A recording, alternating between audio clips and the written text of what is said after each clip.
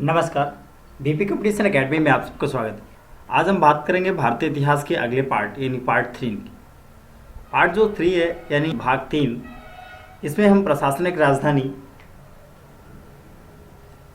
पुरोहित राजा मूर्ति, मातृदेवी, स्वास्तिक चिन्ह, विलुप्त सरस्वती, नर्तकी की मूर्ति, इन सभी टॉपिक्स पर चर्चा करेंगे और ये भी बताएंगे कि अंतिम संस्कार के कितने प्रकार होते हैं थे, किस किस तरीके से काम होता था। ये पूरी जानकारी आज आपको मिलने वाली है।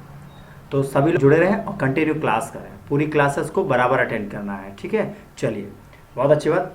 और ध्यान दें, शाम को टेस्ट होगा और हाँ, कल संडे है, सभी को याद होगा कल संडे है। और संडे को हम क्या करते हैं, 100 प्रश्नों का पूरा टेस्ट लेते हैं, ठीक है ना, जीएस का, ठीक है। अभी हम उसको पैटर्न बदल करके अगले संडे से मैथ्स और रीजनिंग भी डालेंगे, ठीक है।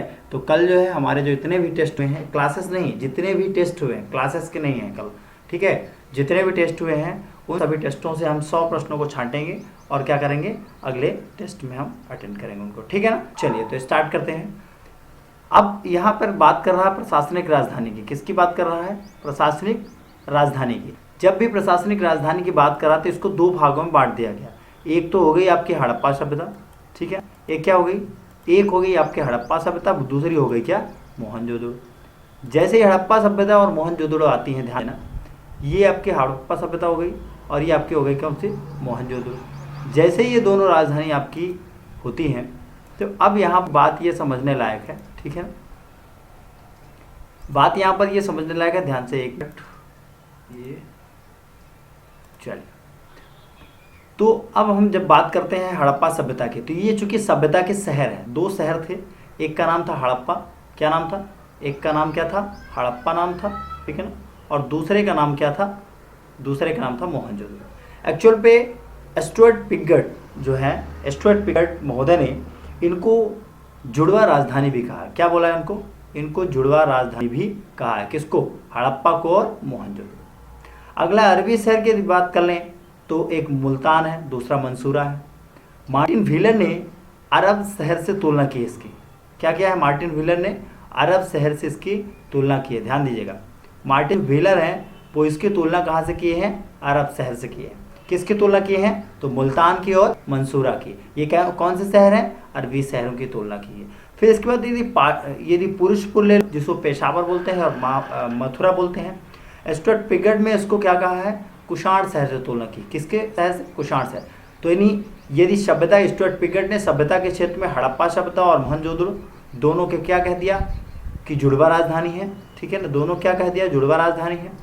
फिर यदि मंसूरा मुल्तान की बात करें तो मार्टिन व्हीलर ने इसको अरब शहर से तुलना कर दी, और यदि पुरुषपुर और मथुरा की बात करें तो स्टुअर्ट पिगट ने कुषाण शहर से तुलना कर दी। तो इस तरीके से हमारा ये जो है प्रशासनिक ढांचा तैयार हो गया।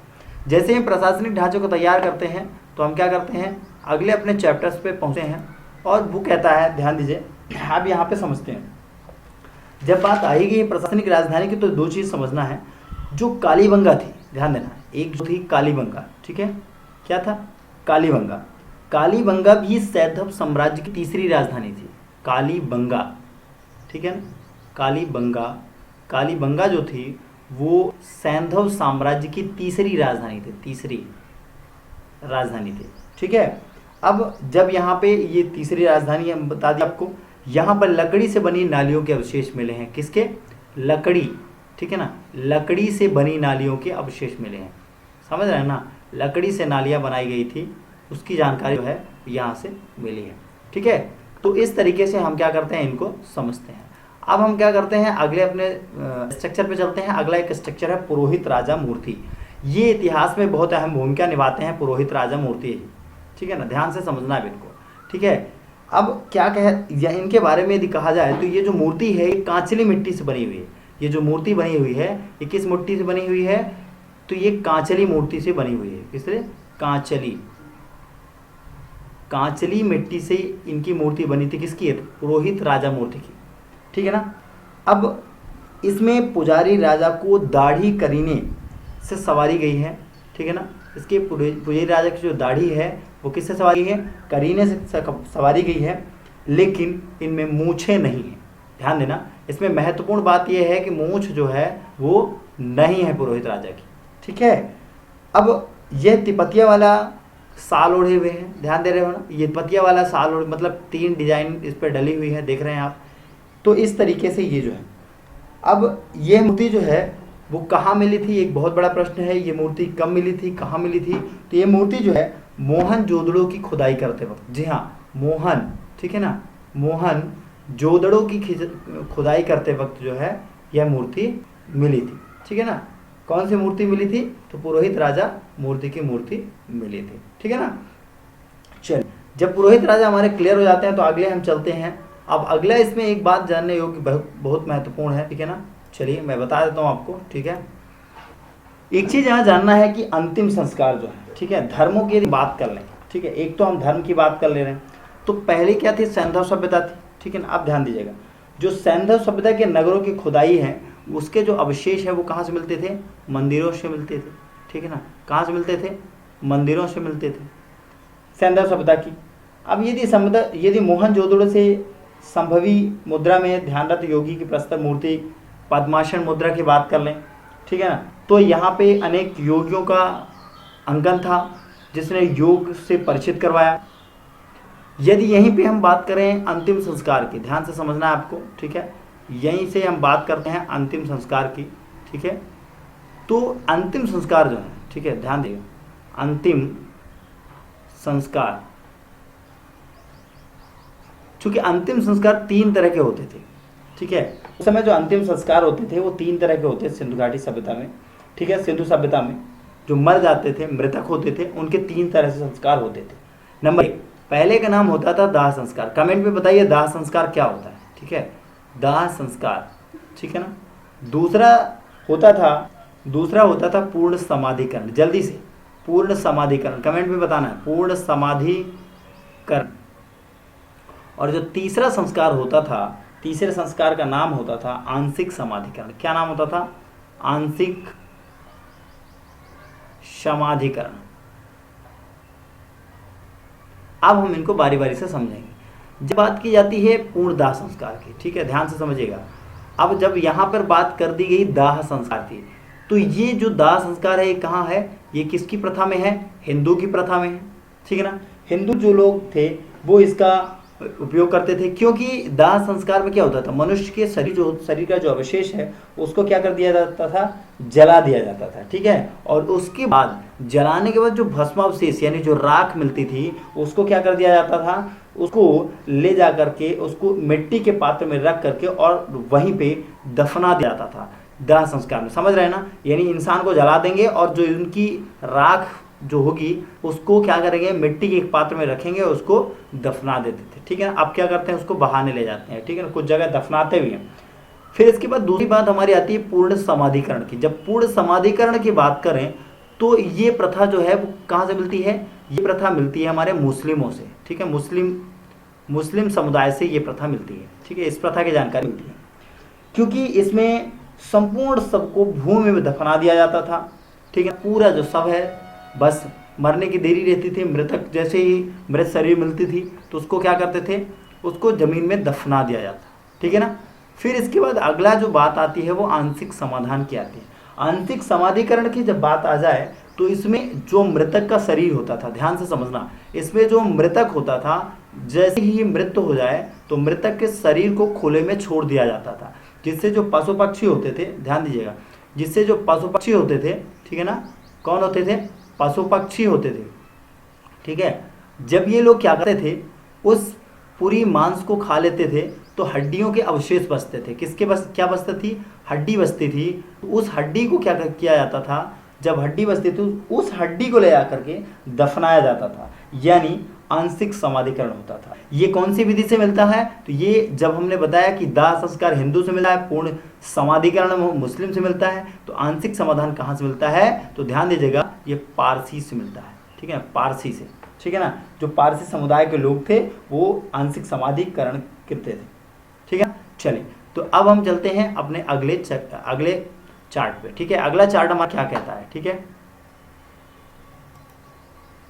अगला चार्ट है मातृदेवी का। अभी हमने बताया, क्या बताया था? अभी मैंने राजा पुरोहित की मूर्ति आपको दिखाई थी। अब ये देख लीजिए मातृ देवी जी हैं, ठीक है ना। ये हड़प्पा से प्राप्त एक मूर्तिका में स्त्री के गर्भ से निकलता हुआ पौधा दिखाया गया। यहाँ से ध्यान दीजिएगा, ये स्त्री है, ठीक है ना, मातृ देवी का रूप है, यानी कि गर्भ से, ठीक है, निकलता हुआ एक पौधे का जो अवशेष है वो दिखाया जा रहा है, ठीक है। ध्यान दीजिएगा, एक पौधे का जो अवशेष है उसको यहाँ पे दिखाया जा रहा है। संभवतः पृथ्वी देवी की प्रतिमा है, ठीक है ना। इस निकट संबंध पौधों के जन्म व वृद्धि से रहा है। जो यदि मृतक देवी की बात करें तो पौधों के जन्म और जो है तो उसको बढ़ने से रहा है, वृद्धि से इसका संबंध रहा है, ठीक है।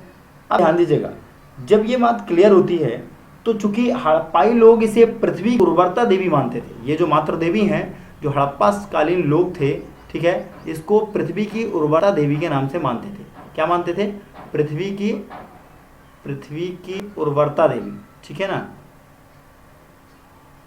किसको मानते थे? मातृ देवी को मानते थे। जिस प्रकार मिस्र के लोग नील नदी की देवी आइसिस की पूजा करते थे, मिस्र के जो लोग रहते थे वो नील नदी की देवी आइसिस की पूजा करते थे, ठीक उसी प्रकार सिंधु सभ्यता यानी हड़प्पा सभ्यता के लोग मातृ देवी की पूजा करते थे, ठीक है ना। तो आप सबको समझ में आ गया होगा, ये है मातृ देवी जी, ठीक है। अब जब मातृ देवी की बात कही गई है तो ये बात हम समझ लेते हैं।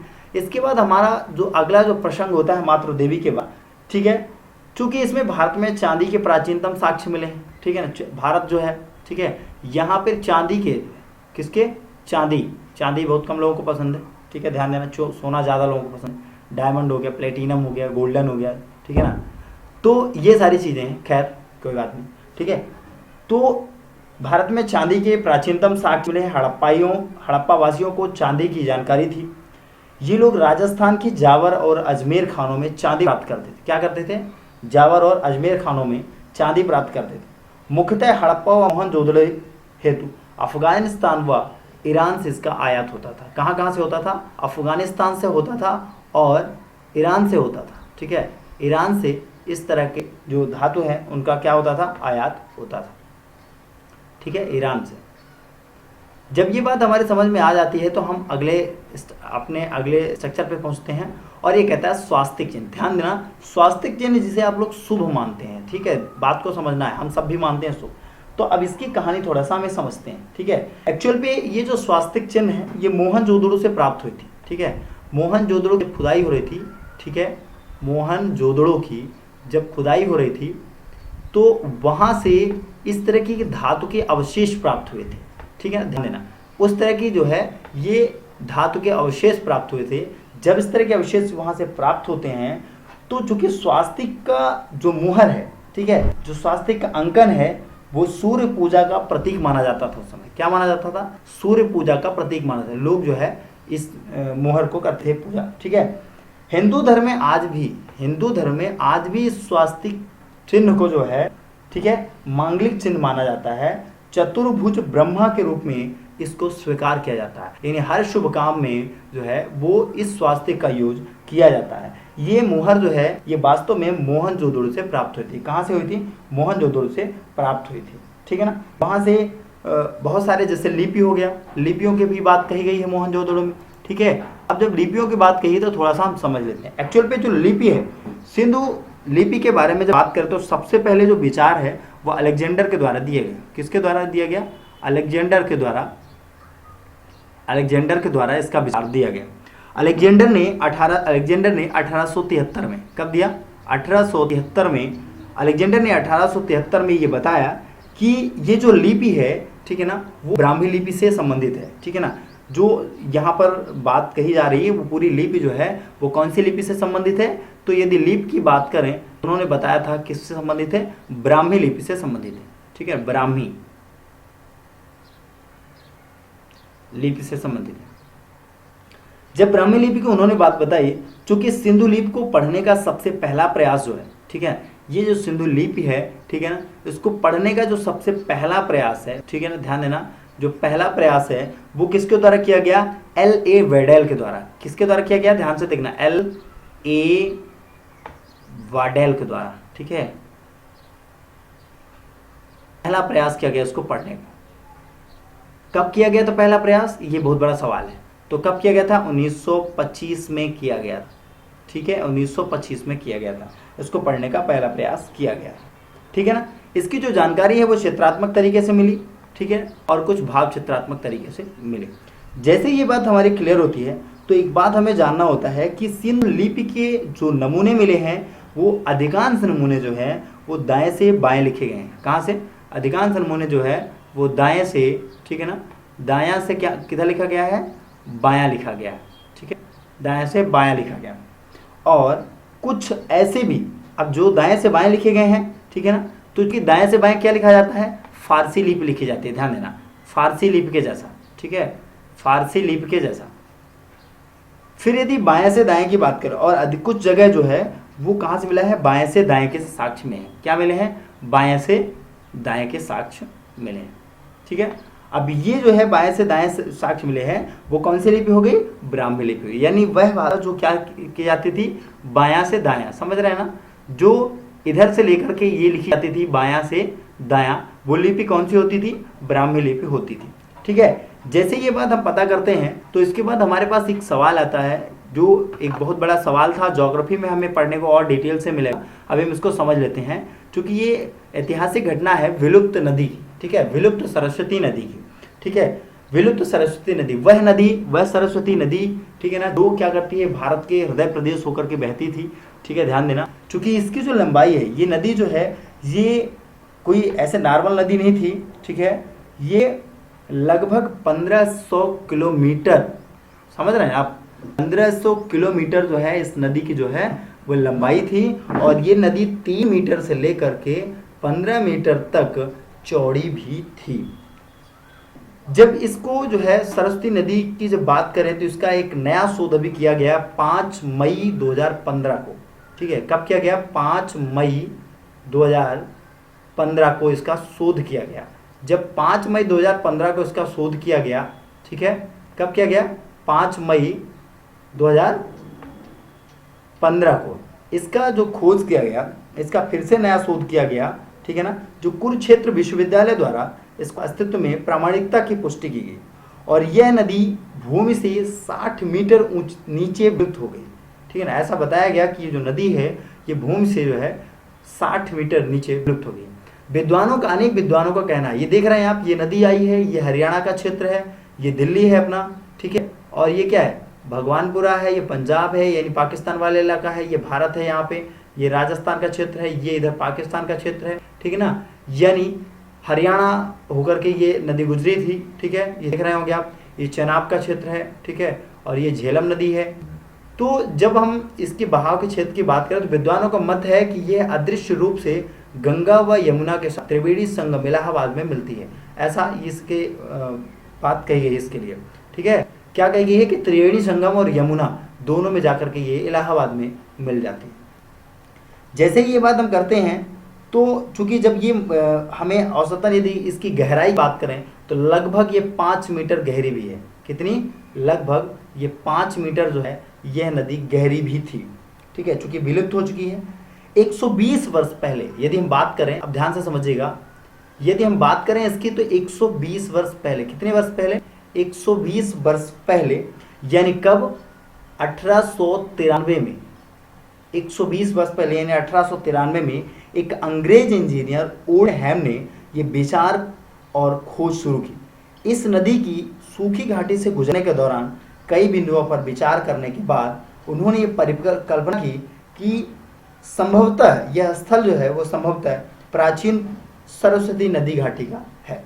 ठीक है, और ऋग्वेद, जिस प्रकार से ऋग्वेद की ऋचाओं में, ऋग्वेद की जब बात करें तो ऋग्वेद की ऋचाओं में आम्बी तमे, नदी तमे, देवी तमे सरस्वती का उल्लेख किया गया है। इसमें सरस्वती नदी को सिंधु और अन्य नदियों की जननी बताया गया है। कहाँ बताया गया है? तो ऋग्वेद की ऋचाओं में बताया गया। यानी क्या बोला गया है? अम्बे तमे, नदी तमे, अम्बी तमे, नदी तमे, देवी तमे, सरस्वती। ठीक है ना, यानी सबकी जननी बताया गया। तो इस तरीके से हमें क्या है इसके बारे में समझना है, और डिटेल्स पे जानकारी हम बताते रहेंगे आप लोगों को, बस आप कंटिन्यू पढ़ते रहें इसको। ठीक है, चलिए, जैसे हम ये बात क्लियर करते हैं तो इसके बाद हमें अब जानना होता है नर्तकी की मूर्तियाँ। अब उस समय पे हमें नर्तकी की मूर्तियाँ मिलती थी। ध्यान से समझिएगा, मोहनजोदड़ो से प्राप्त जो कांसे की नर्तकी थी, ठीक है। कांसे की नर्तकी की जो मूर्तियां हैं ये देख रहे हैं आप, कांसे की जो नर्तकी मूर्तियां प्राप्त होती थी, ये सिंधु कला का सर्वश्रेष्ठ नमूना था कि उस समय जो है सिंधु कला बहुत ज़्यादा थी, है ना। पूरी मूर्ति गले में पड़े हार के अलावा पूर्णतः नग्न है। ये पूरी मूर्ति में गले में एक हार पड़ा हुआ है, ठीक है, और पूरी तरीके से ये नग्न होती थी, ठीक है। और सिर के पीछे उसके बालों की छोटी लटें एक बुनी हुई पट्टिका द्वारा संवारी गई थी। ध्यान देना, इसके ये देख रहे हैं आप, ये बुनी हुई पट्टिका, ये यहाँ से ध्यान से गौर से देखिएगा, उनकी एक चोटी थी जो वो बुनी हुई पट्टिका के द्वारा संवारी जाती थी, ठीक है, वो उनकी जो चोटी थी, ठीक है। इन दो चित्रों में दिखाया गया है, ये 1 नंबर और 2 नंबर दोनों चित्रों में दिखाया गया है आपको, ठीक है। और ध्यान दें, सिर पीछे की ओर झुकाए, आंखें झुकी हुई, दाईं भुजा कूल्हे पर टिकाए। ध्यान देना, दाईं भुजा जो है वो कूल्हे पर टिकाए, वो बाईं भुजा नीचे लटकी हुई, देख रहे हैं ना, ये बाईं भुजा नीचे लटकी हुई रहती थी। और यह मूर्ति नृत्य की स्थिर मुद्रा को दर्शाती हैं। ये मूर्तियां जो है, ये तीनों मूर्तियां आपको हैं, देख रहे हैं आप, ये तीनों मूर्तियां जो है वो स्थिर मुद्रा को दर्शाती हैं। क्या दर्शाती हैं? स्थिर मुद्रा को, ठीक है, दर्शाती हैं। बात समझ में आ रही है? अब जब स्थिर मुद्रा की बात हम कर लें तो नर्तकी होगी। अब नर्तकी के बाद एक बहुत बड़ा सवाल ये है कि जो हड़प्पा सभ्यता का पतन है, ठीक है, नर्तकी हम आप दिखा दिए, ध्यान दीजिए, जो जो इंपॉर्टेंट है हम आपको दिखाते रहेंगे बीच बीच में। अब यदि हम बात कर लें सभ्यता के पतन के कारण की, ठीक है, ध्यान दीजिए, जो हड़प्पा सभ्यता थी उसके पतन के कारण की हम बात कर लें, ठीक है, पतन के कारण की बात करें तो क्या कारण हो सकता है? आप लोग बताइए क्या कारण हो सकता है, ठीक है, पतन के क्या कारण हो सकते हैं? तो सबसे पहला कारण ये था कि आर्यों का जो आक्रमण हुआ, ठीक है, आर्यों का आक्रमण हुआ। दूसरा कारण बाढ़ हो सकता है, ठीक है। दूसरा कारण क्या हो सकता है? बाढ़ हो सकता है। तीसरे यदि कारण की बात करें तो क्या महामारी हो सकती है, ठीक है। ये अलग अलग वैज्ञानिकों ने कहा है। आर्यों के आक्रमण, फ्रीलन ने साफ साफ कहा है कि आर्यों का आक्रमण ना होता तो पतन ना होता इस सभ्यता का। गार्डन ने भी यही बात कही, पिगट महोदय ने भी यही बात कही है। जब ये सारे लोग मिलकर यही बात कहे हैं तो ध्यान देना, बाढ़। जॉन मार्शल ने भी मोहनजोदड़ो की खोज की, उन्होंने भी बाढ़ का कारण बताया, ठीक है। SR राव ने, किसने? SR राव ने, ठीक है ना, SR राव ने क्या बताया है? SR राव ने कहा है, क्या कहा है SR राव ने? ये बताया, SR राव ने लोथल की खोज की थी, इन्होंने बताया है कि बाढ़ कारण है इसका, महामारी भी इसका कारण है, जलवायु परिवर्तन भी कारण है, भूतात्विक परिवर्तन भी कारण है, और विदेशी व्यापार में गतिरोध भी इसका बहुत बड़ा कारण है। और एक तो सबसे बड़ा जो कारण है वो क्या है? प्रशासनिक शिथिलता है। क्या?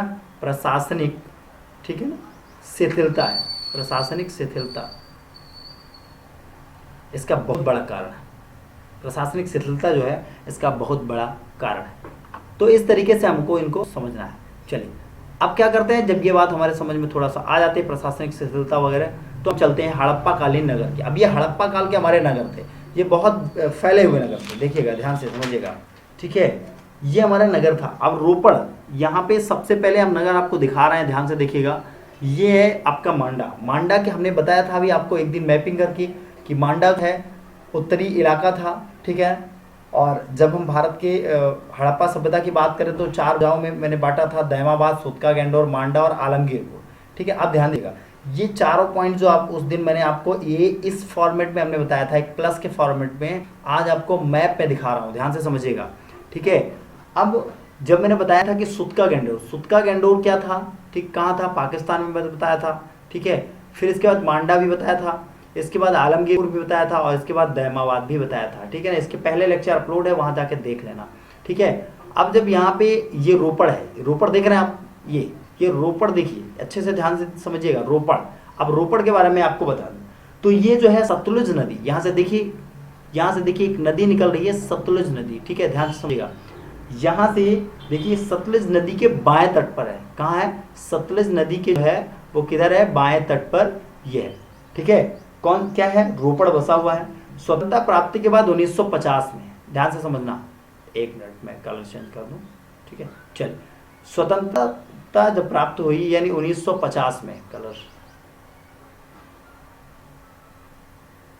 स्वतंत्रता प्राप्ति के बाद 1950 में जो है इस नदी को बृजवासी लाल ने उत्खनन कराया और इसके बाद 1953 से 55 के दौरान यज्ञदत्त शर्मा ने भी इसका फिर से उत्खनन कराया। 1900 कब से? 1953 से, ठीक है। यज्ञदत्त शर्मा ने कब कराया? 1953 से लेकर के 1955 तक, ठीक है। यज्ञदत्त शर्मा ने भी इसका उत्खनन कराया। यहाँ पर ऐसा कब्रिस्तान मिला जिसमें मनुष्य के साथ पालतू कुत्ते को भी दफनाया गया। जी हाँ, रोपड़ की यदि हम बात करें, ठीक है, ये मैप आप ध्यान से समझिएगा। यदि हम रोपड़ की बात करें, ठीक है, तो अब बात हम आपको समझा देते हैं। यदि हम बात किसकी करें? रोपड़ की करें, ठीक है। रोपड़ की यदि हम बात कर लें, ध्यान से समझिएगा, यदि हम रोपड़ की यहाँ पे बात कर रहे हैं तो एक तो 1950 में सबसे पहले जो है खोजा गया ये स्थल, ठीक है ना। ब्रजवासी लाल के द्वारा खोजा गया, यानी BL के द्वारा खोजा गया, ठीक है। 1953 में से लेकर 1955 तक इसे फिर से खोजा गया, ठीक है। किसके द्वारा खोजा गया? यज्ञदत्त शर्मा के द्वारा, यानी YS के द्वारा, ठीक है, खोजा गया इसको। और इसको जो है, इसका जो पुराना नाम था, आधुनिक नाम था, इसका नाम रूपनगर है। क्या है? रूपनगर था, ठीक है। क्या था? रूपनगर था। जब रूपनगर था तो ध्यान से समझना है, यहाँ पे ऐसा कब्रिस्तान मिला है। कहाँ पे? रोपड़ में। रोपड़ में ऐसा कब्रिस्तान मिला है जिसमें मनुष्य के साथ, किसके साथ? मनुष्य के साथ जो है वो कुत्ते को भी दफनाया गया है। इन कुत्ते के भी साक्ष्य मिले हैं, पालतू कुत्ता, ठीक है ना, पालतू कुत्ते को भी जो है दफनाया गया है। ये कहाँ पर साक्ष्य मिले हैं? तो रोपड़ में इसके साक्ष्य मिले हैं। ध्यान से समझना, कहाँ मिले इसके साक्ष्य? तो रोपड़ में इसके साक्ष्य मिले हैं, ठीक है ना। जैसे ये बात क्लियर होती है तो अब हमें ध्यान से समझना होगा।